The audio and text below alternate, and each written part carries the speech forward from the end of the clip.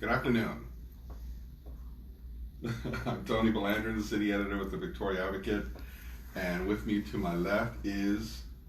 Thomas Martinez, digital editor. And operating the camera, Marcel, the silent mime from, what was he, France? Was he French? Mm-hmm. Yeah. I thought you were the designated survivor. That was yesterday, and we were talking government terms. Oh, yes. Chris Cobbler, the editor and publisher, will be back tomorrow. And the managing editor, Becky Cooper, she's off this week. And so I'm third in line of the succession, and so just like 2 heartbeats away from the presidency. Just kidding. So we're here today to talk about what's... I'm on the bottom floor. Tomorrow's paper for Thursday. But before we get started, we're going to kick off with our traditional daily trivia questions. Did you want to read that one? No. Is that yours? No, go ahead. I don't know if I can. Read What? yours. You said you wanted to read that Well, one. we can read 2. Number 1 is, what is the longest running show in Broadway history? The Simpsons. Oh, I know. Yeah, we didn't do this one. We did what was the real name of Blackbeard. I remember that one. Okay, yeah. What is the longest running show in Broadway history? And the other question is, and don't Google it out there. What were the original 3 Pokemon that players could choose from at the start of the first Pokemon video games released internationally? And in parentheses, it says Pokemon Red and Pokemon Blue. So they had names? The games did. The red version and the blue version of the first Pokemon. Oh, okay. The start of the first Pokemon. Okay. So We're looking at the characters. what were the original 3 Pokemon 3 characters. that players could choose from at the start of the first Pokemon video games? I'm pretty sure. One's Pikachu. Pretty sure Pikachu's probably one of them. I don't know the others' names. Pardon me.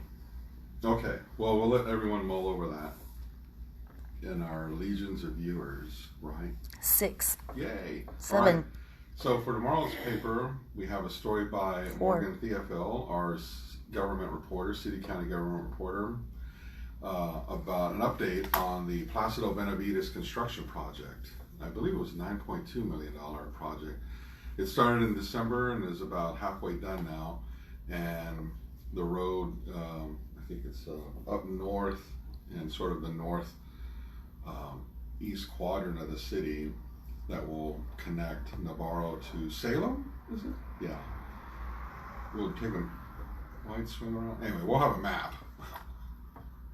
Do you recall this? Do you recall where it connects? Okay. I lost your. I was looking at the water stuff. So you weren't paying attention. Okay.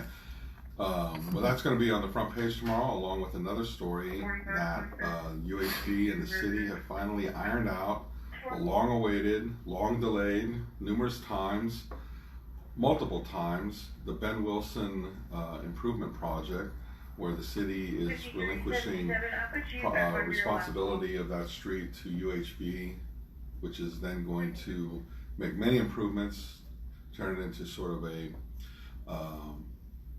mini boulevard where there's going to be landscaping in the median and nice walkways. Yeah, nice walkways and improved roadways. And more details will be in that story. Then there's a story about how that medical patients in Goliad will have access to a new telepsychiatry service at the Cuero Hospital, where it's the first time patients in Goliad County can access a psychiatrist without needing to travel, without having to travel. Then we'll have the weekly roundup of events throughout the Crossroads area, or throughout the Crossroads. And then scrolling down, we have a couple of briefs about from our business writer, Morgan O'Hanlon, who's writing about a daycare in Refugio celebrating its 25th business anniversary. And also just a transportation brief from the other Morgan Theophil, about how airline will be reduced to one lane in each direction between Laurent and Van Jordan Street to clean and run a camera-based inspection of sanitary sewer mains in the area. Gotta keep those sewers clean, not clean. Structurally sound, I guess. And then also tomorrow we have the Get Out section, and we will have a couple of preview advanced stories. One on the big fundraising gala, the 5th annual gala, that will raise money for the Children's Discovery Museum. It's going to be a night in Paris, a night in Paris, and I forget where that's going to be. Spring Creek. Spring Creek? I think so. The event center? I think so. Right, and it's a major fundraiser for the museum, and that's this Saturday.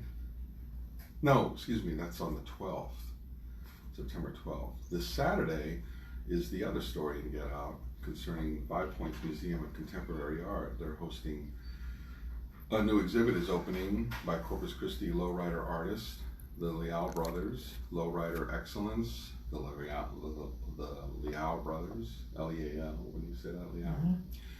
They're going to feature 10 award-winning cars that have been painted, sculptured, and fully remade. The opening reception will feature live music by Grammy-winning Tejano artist Los Palominos.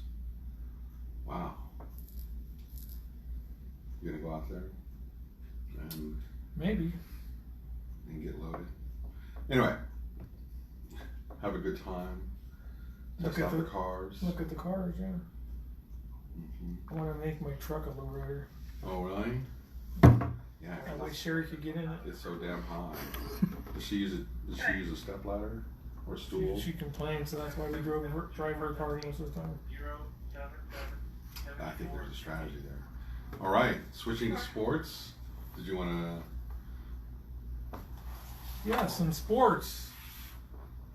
Because it looks like I'm the only one who could read sports lingo. Tonight, we're going to do Mike's writing his column on the Cuero Yoakum preview.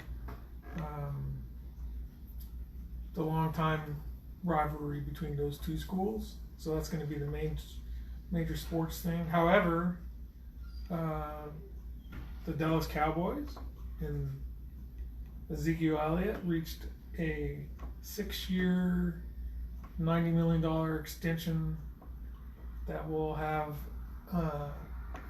Elliott be the highest paid running back in the NFL. So, no news whether he'll actually be in shape to make Monday or make this weekend's games, but he probably will play a few snaps, I would assume, a little bit. But he didn't have any training camp, so it depends on how shape he's in. So, not big news out of sports. And then Cowboys sign Elliott. And on the wire news, we have Texas set to execute a Fort Worth man who was convicted of slaying 2 elderly This is women. Tina, 1-4 Jason, Christina is here. His name is Billy Reference to a customer named Krutzinger. Alan that at that location that was arguing with his wife, and now he's arguing with employees. Sorry, that's the scanner above. We're listening to the police scanner. 5349 Baker. Also, the Texas House Democrats are asking Governor Greg Abbott to call a special session after 2 mass shootings. Members of the House minority say they want to consider legislation closing the background check loopholes and banning the sale of high-capacity magazines. We'll see how the governor responds to that. And then also the Texas State's House Speaker Dennis Bonin is asking lawmakers to study strengthening laws that keep firearms from felons. His quote is, "Words alone will not deliver the bold solutions Texas needs in order to defeat the violence that has become far too commonplace in our state." That was a statement he made Wednesday announcing his charges for a select House committee. How about Anything else from if AP? you're found with a gun that's not registered to you, an automatic 20-year prison sentence. You mean just in your possession? Yeah.